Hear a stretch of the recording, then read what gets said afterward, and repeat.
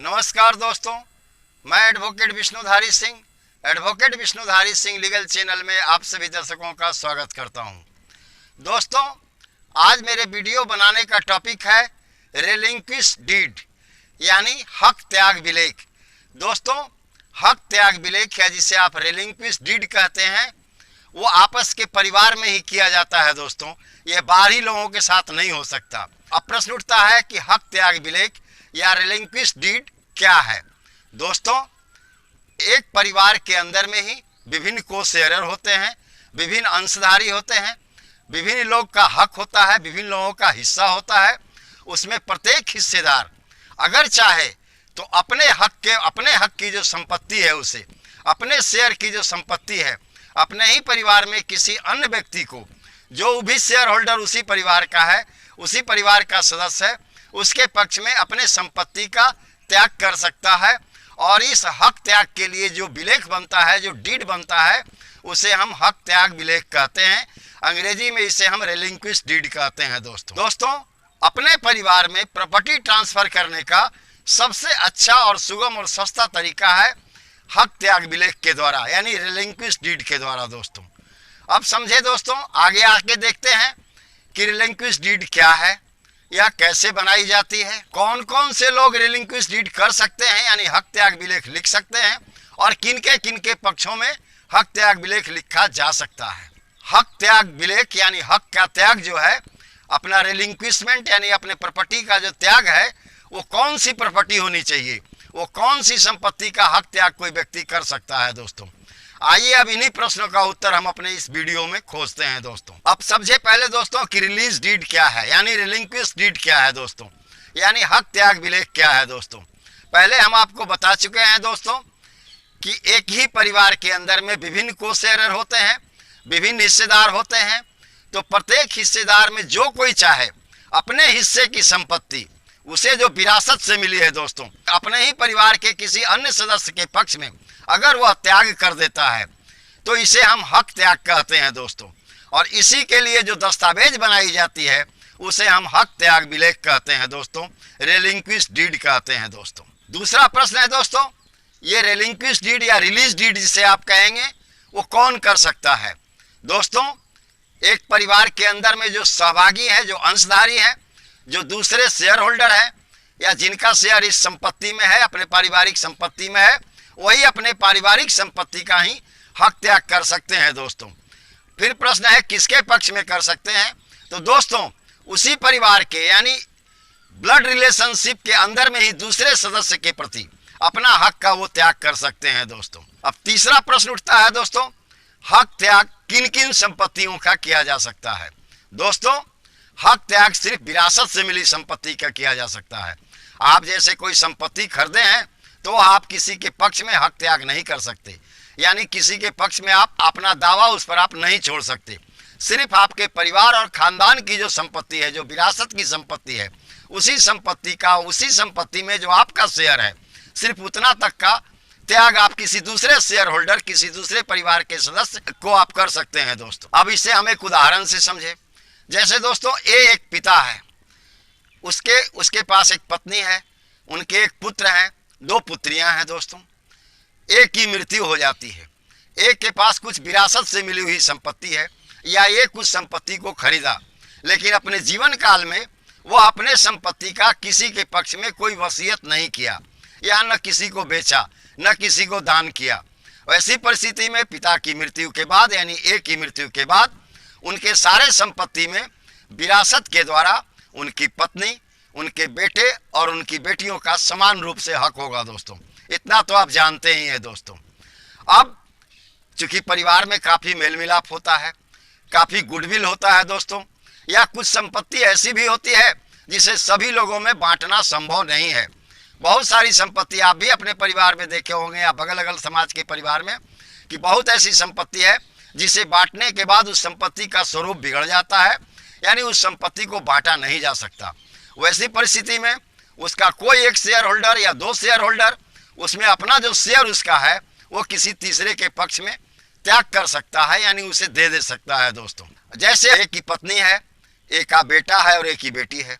अब बेटी का भी समान हक है, एक की पत्नी का भी समान हक है, पत्नी और बेटी मिलकर सोचते हैं कि परिवार में संबंध अच्छा बना रहे, इसीलिए हम अपने हिस्से की संपत्ति हम अपने भाई यानी ए के बेटे के पक्ष में त्याग देते हैं।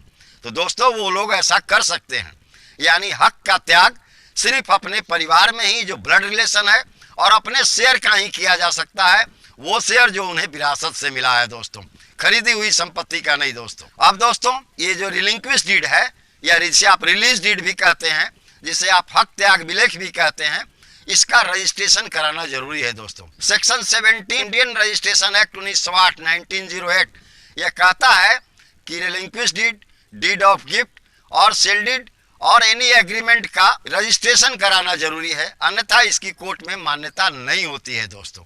इसीलिए किसी भी बाज़दावा विलेख का, हक त्याग विलेख का, जिसे आप रिलिंक्विशमेंट डीड कहते हैं या रिलीज डीड कहते हैं, उसका रजिस्ट्रेशन कराना आपके लिए जरूरी है दोस्तों।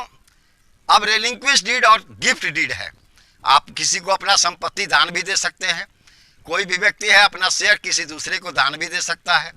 दोस्तों दान पत्र बनाने में स्टाम्प ड्यूटी बहुत लगता है, मिनिमम लगता है दोस्तों, टोटल प्रॉपर्टी का जो वैल्यू हुआ उसका 10% के आसपास।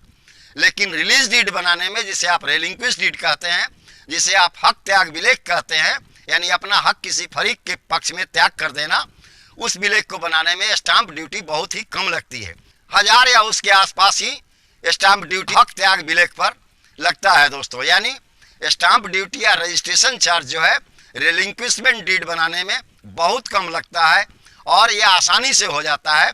इसीलिए दोस्तों रिलिंक्विशमेंट डीड या रिलीज डीड जो है, जिसे आप हक त्याग विलेख कहते हैं, वो सबसे सुगम और सबसे अच्छा तरीका है अपने परिवार में संपत्ति को हस्तांतरित करने का, यानी एक दूसरे के पक्ष में हक त्याग करने का दोस्तों। अब आइए प्रश्न उठता है, रिलीज डीड कैसे बनाई जाती है? यही रिलीज डीड जिसे आप रिलिंक्विशमेंट डीड कहते हैं या हिंदी में हक त्याग विलेख कहते हैं, ये कैसे बनाई जाती है दोस्तों? इसके लिए सबसे पहले आपको आपके राज्य में जो राज्य सरकार के द्वारा स्टाम्प ड्यूटी है रिलिंक्विशमेंट डीड पर यानी रिलीज डीड पर जो स्टाम्प ड्यूटी है, उतना पैसा जमा करके ट्रेजरी में आप पहले स्टाम्प खरीद लेंगे दोस्तों। उस स्टाम्प पेपर पर दोस्तों दोनों पक्षों का नाम और पता, जैसे दोस्तों जो हक का त्याग करता है जिसे हक त्यागी कहते हैं, और दूसरा जिसके पक्ष में हक का त्याग होता है उसे हक ग्राही कहते हैं दोस्तों।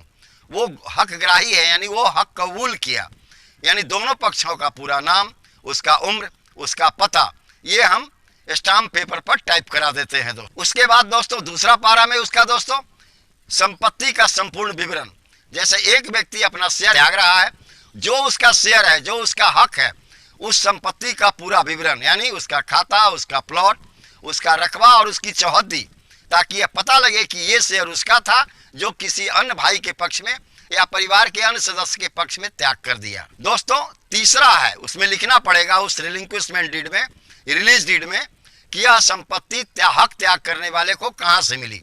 तो दोस्तों सिर्फ विरासत के संपत्ति का ही हक त्याग किया जा सकता है, आपके खरीदी हुई संपत्ति का आप हक त्याग नहीं कर सकते, उसके लिए आपको गिफ्ट बनाना होगा या सेल डीड करना होगा।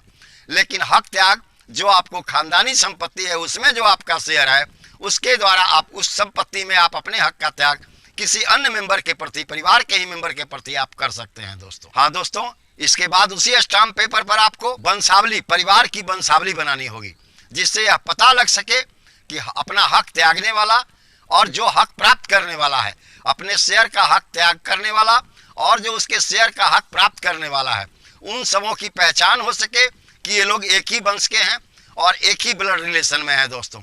इसीलिए वंशावली का उल्लेख करना उस डीड में जरूरी है दोस्तों। उस डीड के अंदर में, उस विलेख के अंदर में यह भी लिखना जरूरी है कि संपत्ति त्याग करने वाले का कितना हिस्सा था, यानी उसका रकबा कितना हिस्सा था, जो हिस्सा है वही त्याग कर सकता है या उससे कम कर सकता है, लेकिन ज्यादा नहीं कर सकता दोस्तों। यानी दूसरे का हिस्सा कोई व्यक्ति हक त्याग विलेख बनाकर किसी के प्रति हक नहीं त्याग सकता। इसीलिए उसका जो भी हिस्सा है उसका वर्णन करना उस हक त्याग विलेख में या रिलीज डीड में जरूरी है दोस्तों। इसके बाद दोस्तों उस हक विलेख में यह भी लिखना जरूरी है कि हक त्याग करने वाला आज की तारीख से, यानी उस तारीख से जिस तारीख में वो हक विलेख निर्मित किया, हक विलेख लिखवाया या हक विलेख रजिस्ट्रेशन करवाया, उस तारीख से उसका मालिक नहीं रहेगा और जिसके पक्ष में हक का त्याग हुआ यानी वो हितग्राही, उसके पक्ष में आज से उस संपत्ति का मालिक वही हो गया। आज से उस संपत्ति का सारा देखरेख और मालिकाना हक उसके पक्ष में हस्तांतरित हो गया। नियमानुसार तो आप स्टाम्प खरीद ही चुके हैं, जितना का स्टाम्प ड्यूटी आपको देना था। उसके बाद उसके प्रत्येक पन्नों पर, यानी स्टाम्प के प्रत्येक पन्नों पर दोनों पक्षों का हस्ताक्षर होना जरूरी है। प्रत्येक पन्नों पर दोस्तों याद रखें। और सबसे अंत के पन्नों पर दोनों पक्षों का दस्तखत और उनके 2 गवाहों का दस्तखत होना जरूरी है दोस्तों। इस तरह से आप रिलिंक्विशमेंट डीड या रिलीज डीड या हक विलेख तैयार करा करके अपने सब रजिस्ट्रार के पास रजिस्ट्रेशन के लिए उस दस्तावेज को प्रस्तुत कर सकते हैं और रजिस्ट्रेशन के बाद वह दस्तावेज कानूनी रूप से मान्य हो जाएगा। दोस्तों याद रखें कि हक त्याग विलेख के लिए या रिलीज डीड के लिए यह जरूरी है कि उस दस्तावेज का रजिस्ट्रेशन हो, अन्यथा न्यायालय में उसकी मान्यता नहीं रहेगी। दोस्तों रजिस्ट्रेशन कराना अनिवार्य है। हाँ दोस्तों, यहाँ एक बात बताना और जरूरी है कि पूरे भारत में सिर्फ बंगाल ही ऐसा राज्य है, वेस्ट बंगाल ही ऐसा राज्य है जहां दोस्तों रिलीज डीड का रजिस्ट्रेशन नहीं कराया जाता। यानी बंगाल राज्य के अंदर में रिलीज डीड का हक त्याग विलेख का रजिस्ट्रेशन होना जरूरी नहीं है। दोस्तों धन्यवाद। दोस्तों अब आप समझ गए होंगे कि रिलीज डीड क्या है, क्यों किया जाता है, कैसे किया जाता है, इससे आपको फायदा क्या है और संपत्ति हस्तांतरण के लिए इससे सुगम सस्ता अपने परिवार में कोई दूसरा रास्ता आपको नहीं है। दोस्तों धन्यवाद। विशेष अगले वीडियो में अगर आपको मेरा यह वीडियो पसंद पड़ा तो आप इसे लाइक करें, सब्सक्राइब करें। सब्सक्राइब करने के बाद दाहिने तरफ का बेल बटन दबाना न भूलें। और हाँ दोस्तों, आप अपने दोस्त या सगे संबंधियों को भी इस वीडियो को शेयर कर दें ताकि उनके घर में भी अगर कोई व्यक्ति चाहता है कि हम अपने हक की संपत्ति को अपने ही परिवार में किसी अन्य व्यक्ति के पक्ष में परित्याग कर दें, रिलीज कर दें, वैसी परिस्थिति में वो रिलीज डीड ही बनवाएं। रिलीज डीड बनवाने से उन्हें पैसे की काफ़ी बचत होगी। धन्यवाद दोस्तों, नमस्कार।